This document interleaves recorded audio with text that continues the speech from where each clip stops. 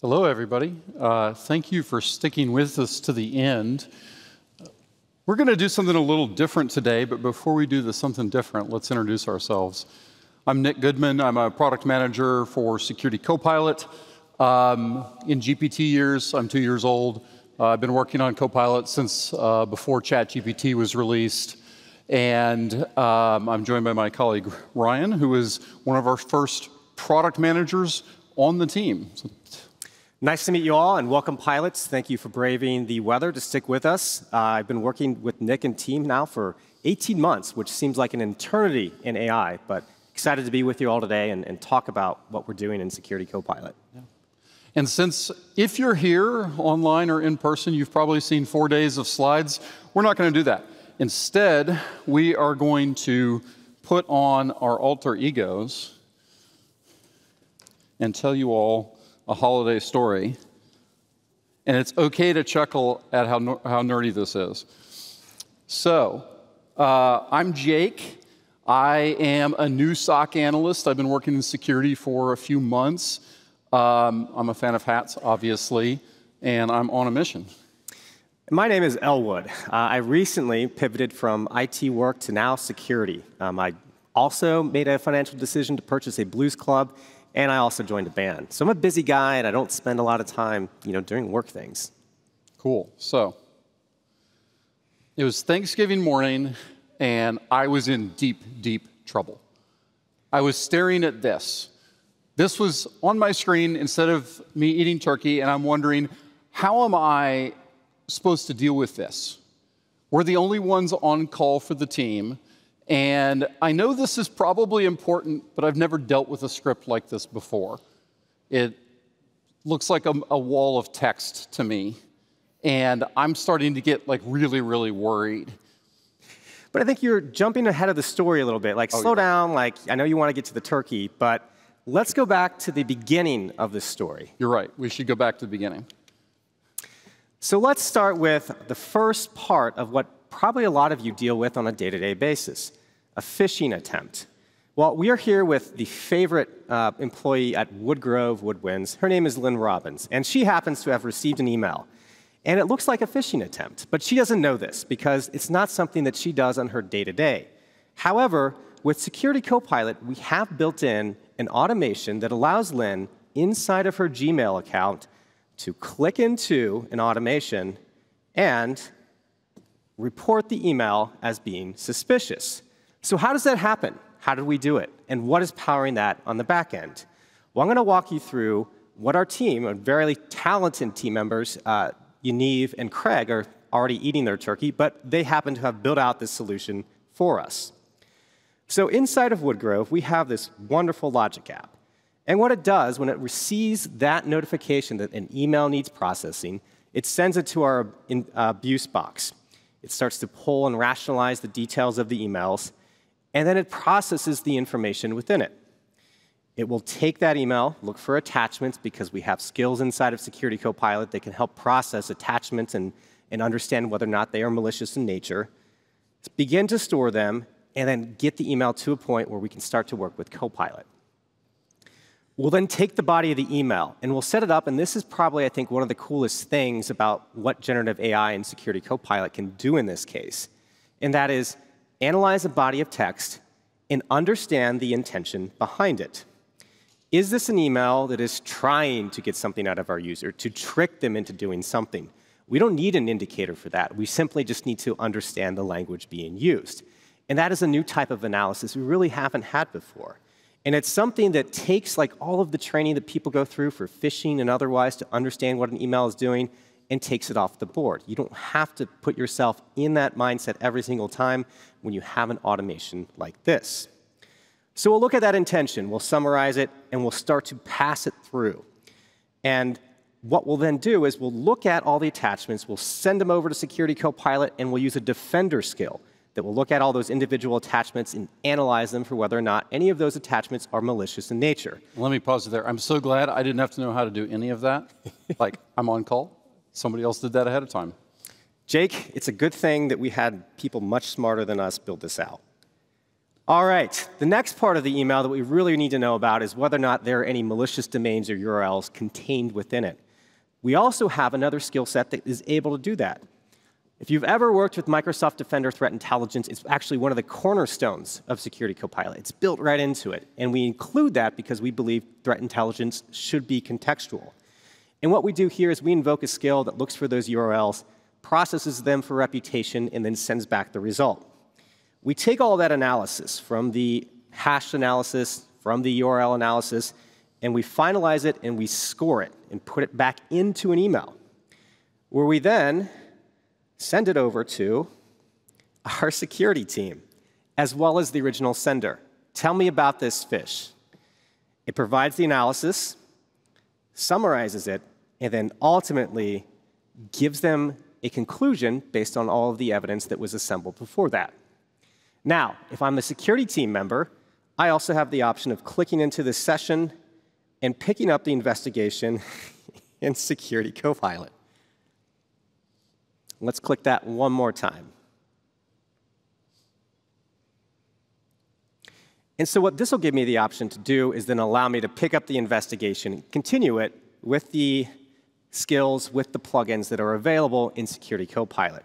Now, for someone that wears a lot of hats, that can be pretty helpful. And in a phishing response, Jake, I don't think this is probably the last thing that I would do. I hope not. I may be new to the job, but I'm pretty sure there's more that we have to do to make sure that the company is safe. You're right. Where else would we go? Well, I've only had this hat on for a little bit, but I probably need to look at and see if, did Lynn click this email? Was she compromised in any way? Did any data make it out of our organization? So let's start by looking into Purview, and let's use Copilot to help us rationalize and understand what data, if any, was exfiltrated from our organization. So we're in the Purview portal now, and we're looking at our DLP alerts and warnings. This is typically, as a DLP admin, this is where I'll start my day, and this is where I'll look for signs of bad things that have occurred. So I'm going to click on this first alert, the one that's higher. And I'm going to use Copilot to begin to rationalize what exactly this alert is and what I should take away from it.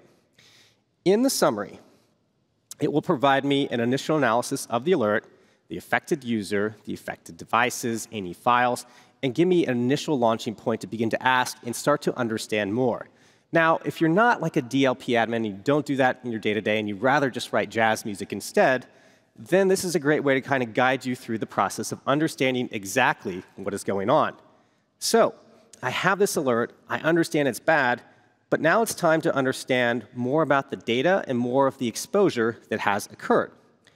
So I'm going to use one of these suggested options here to then understand the activity or the activity that was performed on the data in the alert. This will give me more understanding about the intention, and I'll get a little closer to the root cause of what has occurred. We'll give Copilot here a few moments to process it, and then we'll pick up our investigation. But I wanted to highlight here just a few things that are very natural in terms of what Copilot does, either through highlighting the information or giving you suggestions in where you work and how you operate to pick up and carry on an investigation. So from this, I've learned a bit more. I know more about the activity that was performed on the file, the type of alerts that were triggered, and even some labeling changes. So I want to go one more click deeper into this, and what I'm going to ask now is more about the sensitive info, file labels, and data triggering this alert. And then I'll understand exactly what made it out or was compromised in this phishing attack. And in just a few moments, Copilot has looked at this information. It's summarized everything that Lynn has done. We see the file paths and the files that were compromised in the attack. We see the associated names, and then the sensitive information contained within them. So in a few moments, I've gone from not sure where I need to go inside of Purview to getting to the root cause of what exactly is occurring in Purview. And Jake, that's not the easiest thing to do. Yeah, absolutely. And do you want to take us to the next bit here? Yeah. So now that I know that something has occurred inside of my organization to where a sensitive file has been released, it's time to head into the next part. And that's with working inside of our identity and management portal in Microsoft Entra. So with this, I have a few options then to pick up, work through, and understand more about risky users inside of my organization, and I'm going to use Copilot to help.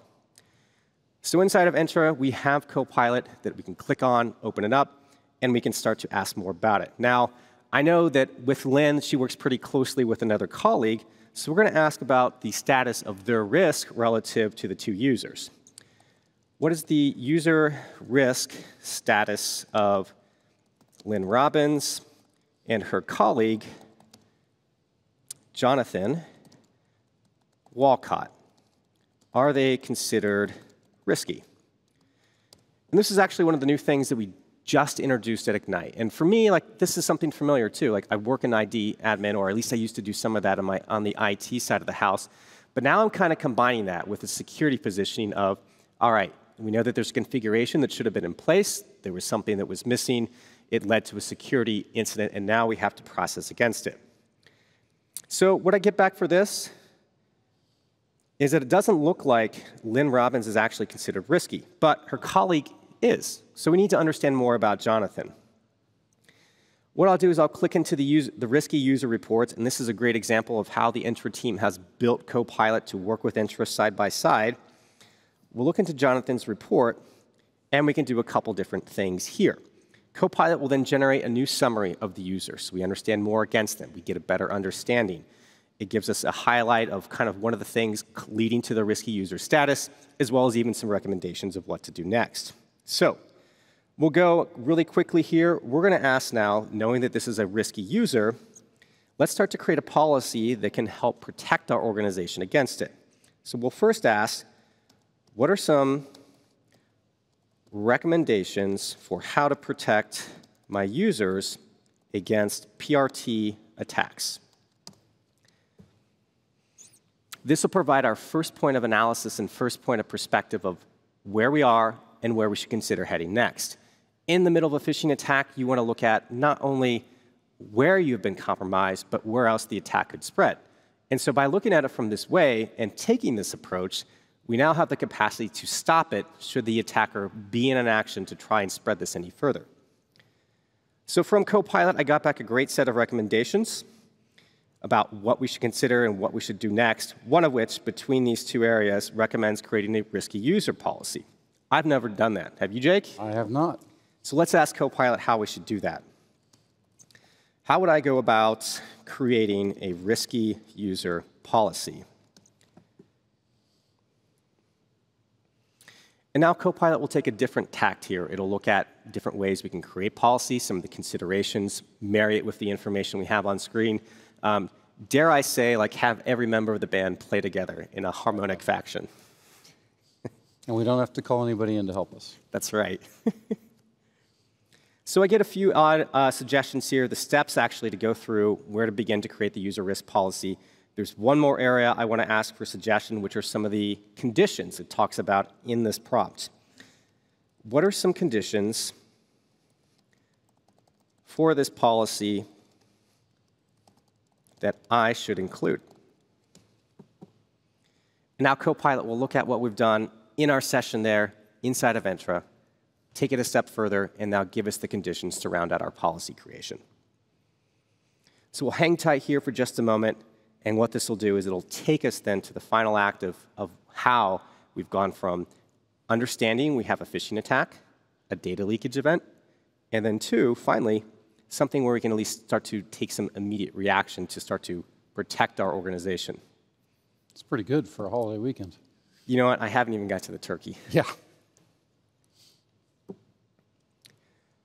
So from here, there's a couple of other things we could do. Yeah, I mean, can we figure out, like, how did this happen in the first place? Are there details about the attack itself that we could learn from? Yeah, you're probably right. And I think if we go to our threat intelligence and start to look at our threat analytics portal, we could probably understand the impact of what we're dealing with. So let's do exactly that. Inside of our OneSOC Unified SOC portal, we have our threat analytics solution. And what this will do is we have a Copilot experience that will start to fuse everything we know about our organization, pair it with threat intelligence, and allow us to start to understand what exactly we are dealing with and how we're impacted. So the first part, and the major test of my ability to type well in a live audience, is this part. what is known about the indicator as.regsvcast.com. Mavis Beacon would be so proud of me right now.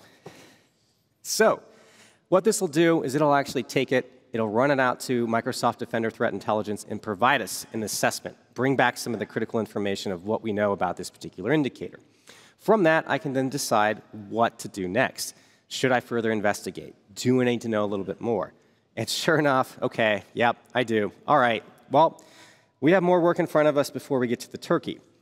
What we're going to do now is, now that we know that it's associated with a threat actor and they have a particular mode of attack, let's start to understand a bit more. So what report is available for Storm 0300?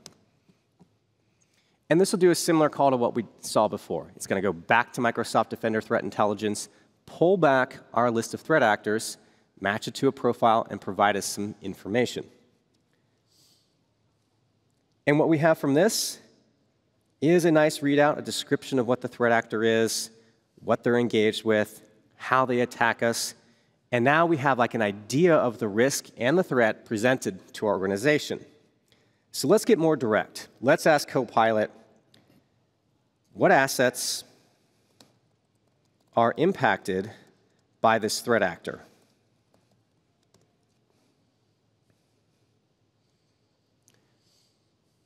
And this will use a different skill. It'll actually tie into Microsoft Defender Threat Analytics.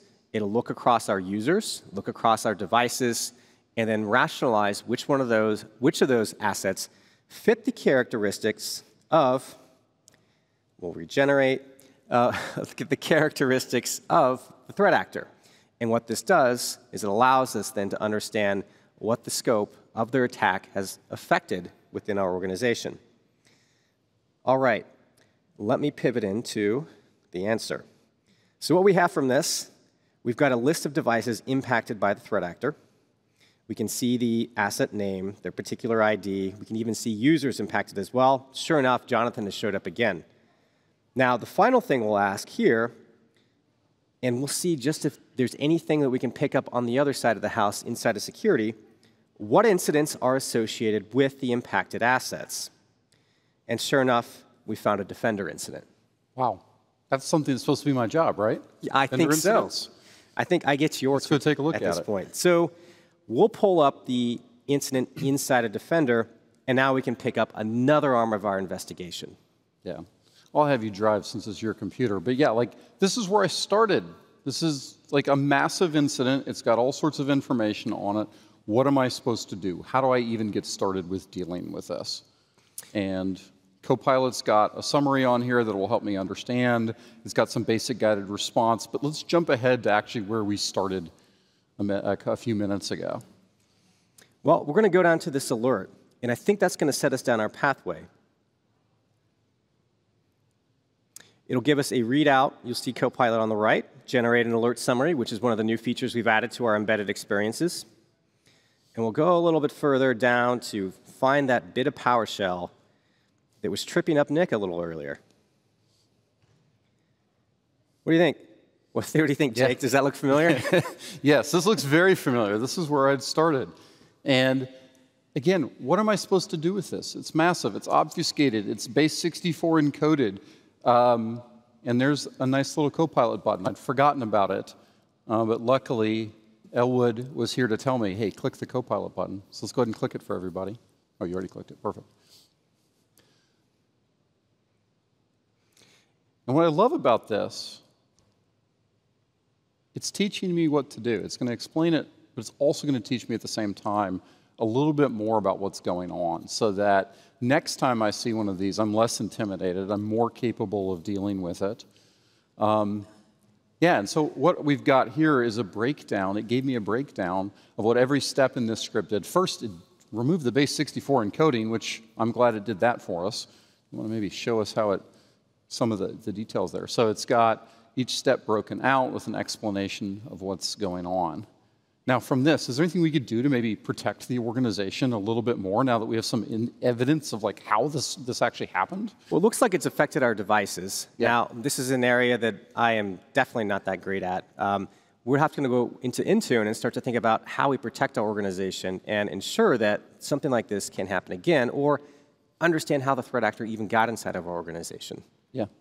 So let's do that. We're going to hop over to Intune. We're going to look at our devices, and we're going to start with Jonathan's device that was highlighted within the threat analytics as well as the Defender incident. So with here, we can pick it up again with Copilot and start to understand more about the device and the device characteristics themselves.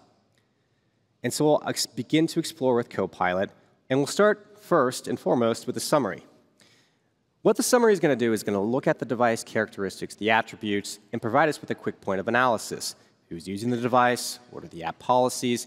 Different elements about it that we need to begin to understand, rationalize, and kind of go through the process of what is different, why it's different, and how we can begin to correct it.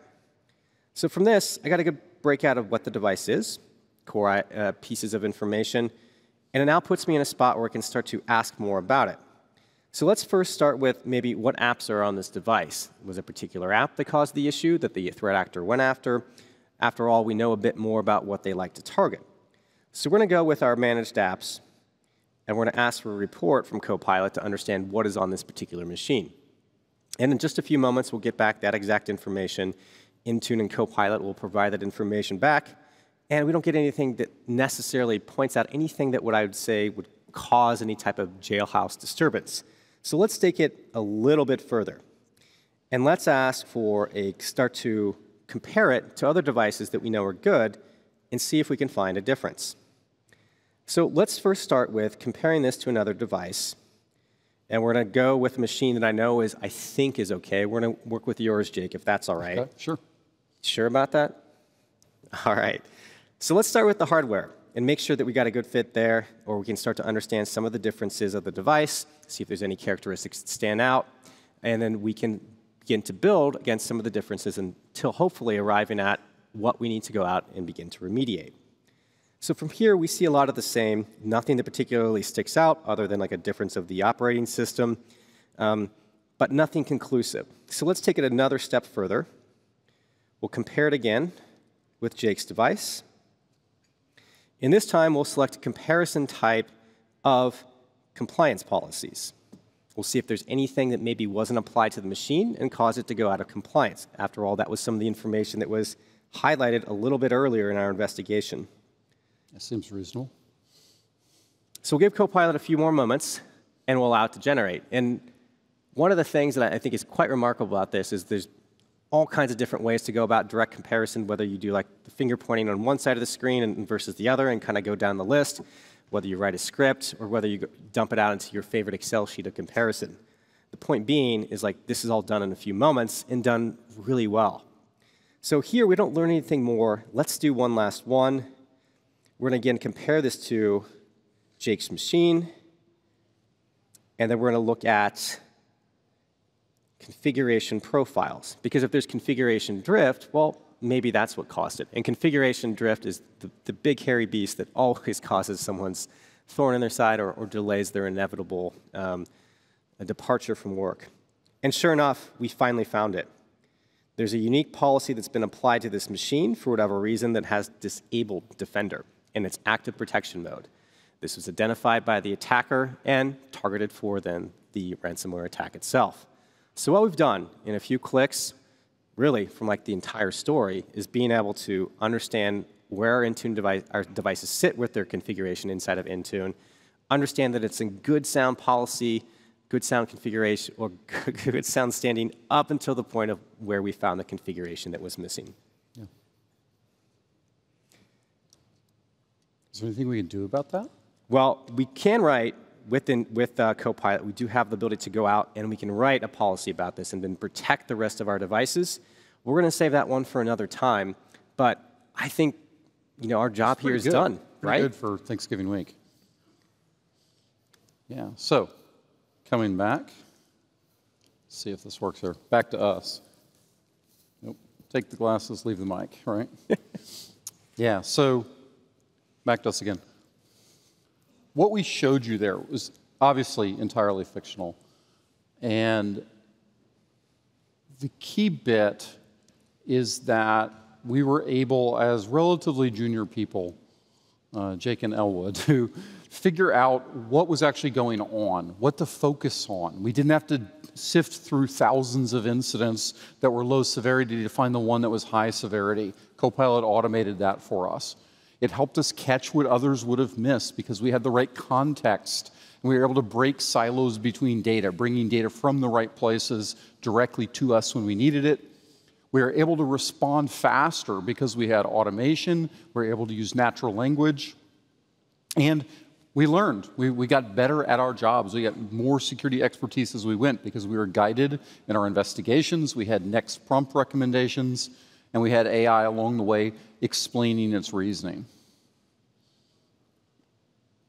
Now, the title of our presentation was One Goal, Many Roles.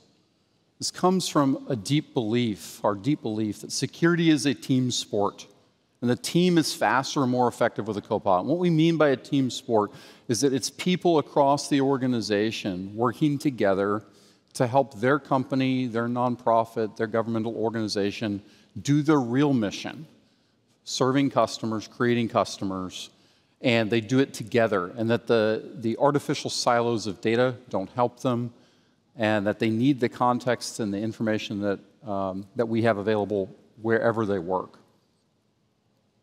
So for us, context.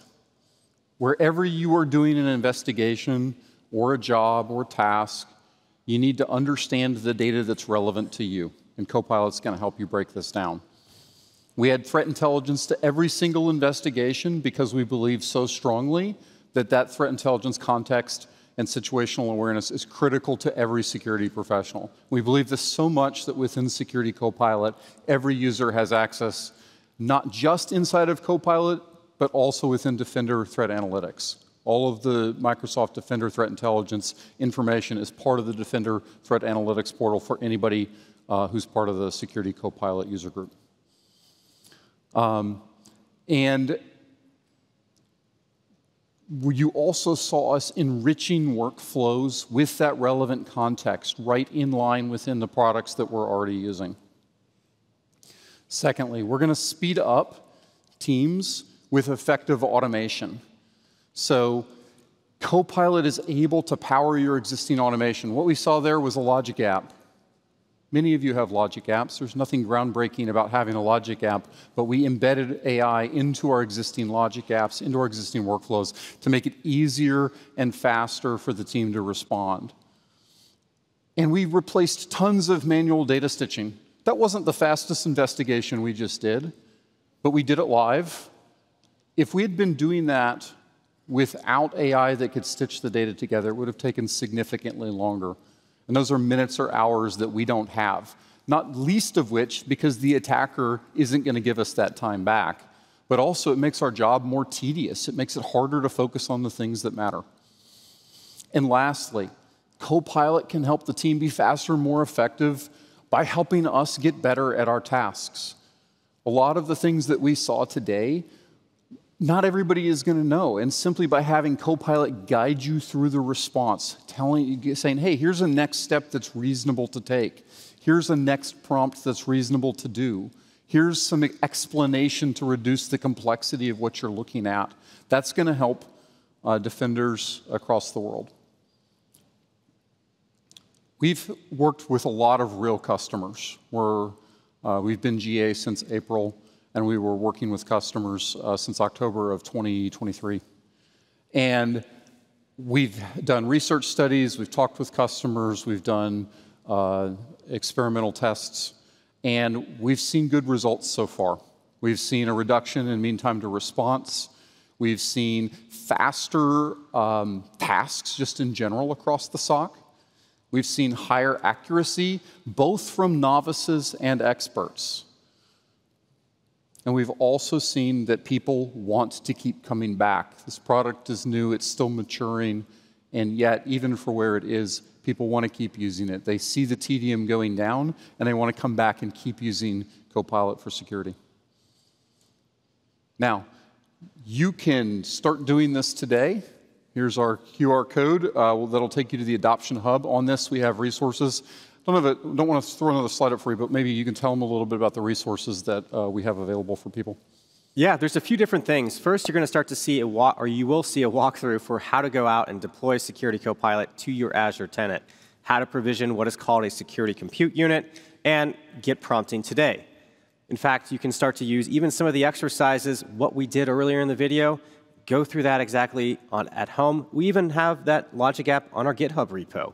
Everything we've done today, you can go back and get started with today. We also have different training series available. We have a Ninja training. We have a Flight School series. And you might even see Elwood on that one, I think. What's the Ninja training? The Ninja training is your way to get to a level 400 Copilot, proper pilot operator of Security Copilot. It will take you through how to get started prompting, how to think about assigning different roles to users, working with prompt books, and getting the most out of Security Copilot across your entire security portfolio, whether with Microsoft or whether with a partner of Microsoft. Yeah, and what's the Flight School for? Flight School is your way to get a quick introduction, get to like that level 200 mid-altitude level of understanding the product and how to start moving with it. Cover a lot of the same topics, but if you really want to go from a novice to an expert, then that's the trajectory you'd follow. Flight School, then followed by the Ninja training. Cool. So, do we want to take Q&A? I think we have one more slide. Do we? Nope. All right. Yes. Well, provide feedback here. Do we want to take Q&A, you think? Sure. Yeah, so if anybody has questions, we have a few more minutes, and we've got the mics up here. Or folks can catch their flights. We will not hold that against you. Or snowball fights, also allowed.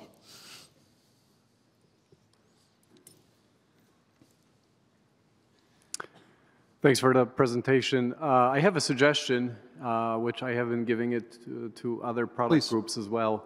It would be great to have an office hour style community where we could go and learn about all the latest innovation, because it's really hard to keep track of all the things that are changing. The product is amazing, but at the same time, you know, staying on top of blog articles and all this stuff is quite challenging. So it would be great, again, to have office hours. Even if it's just like once a quarter, monthly would be great.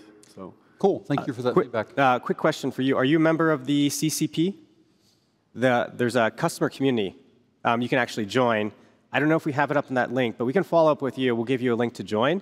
And they do have office hours. They do provide different opportunities to either join things like private previews in the product, so you can get advanced exposure to what we're releasing. Do have office hours where you can provide some feedback. And then it provides you then access to a Teams channel where you can then interact with the product team and then provide feedback as well. Love to have your contribution and input there. Absolutely. Of course.